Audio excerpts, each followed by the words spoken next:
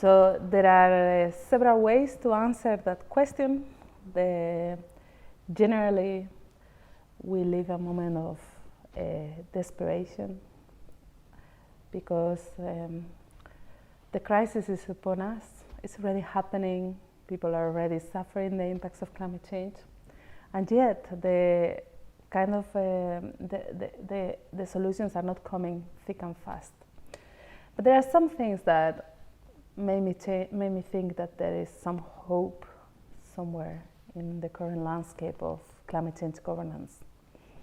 One is the growth of renewable energy. It's quite amazing, and that the global objectives for renewable energy seem achievable is really amazing. We cannot say the same, for example, for the global objectives for energy access. So I think there's been a rapid growth of renewable technologies and use.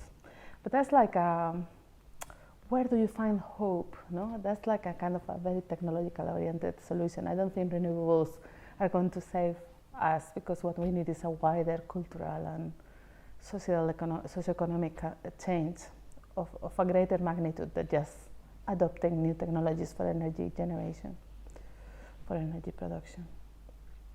So what gives me a lot of hope is the schools strike. I think it's amazing.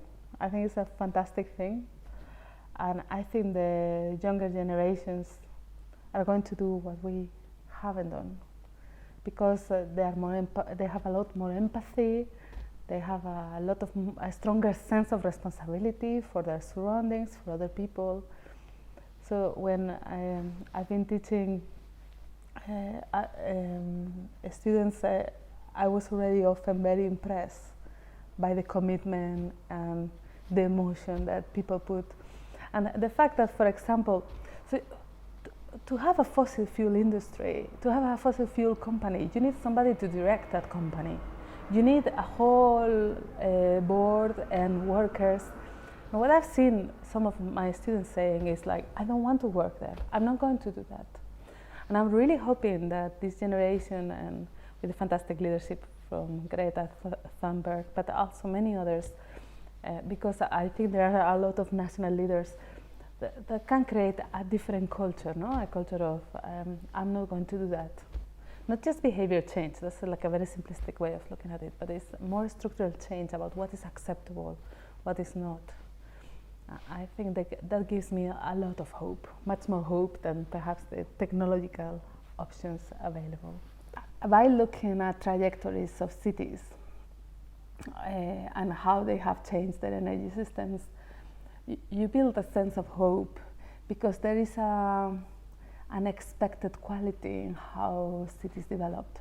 And very often I think they are able to incorporate people's initiatives and local-based innovations and things that we are not expecting. So this idea of messiness is an idea of hope, because in not knowing what is going to happen, you also have that hope that something will be really interesting and really different, rather than a more conventional perspective that we imagine how the future is going to be, and then we backcast it to today and we say what we have to do. It's a lot more kind of trying to predict what the future is going to be. I think that creates a lot more anxiety. But yeah, I think when you think about messiness, you are also not reassuring people about that the future is going to be in a particular way, and that creates for some people that's hopeless, but for me it's hopeful.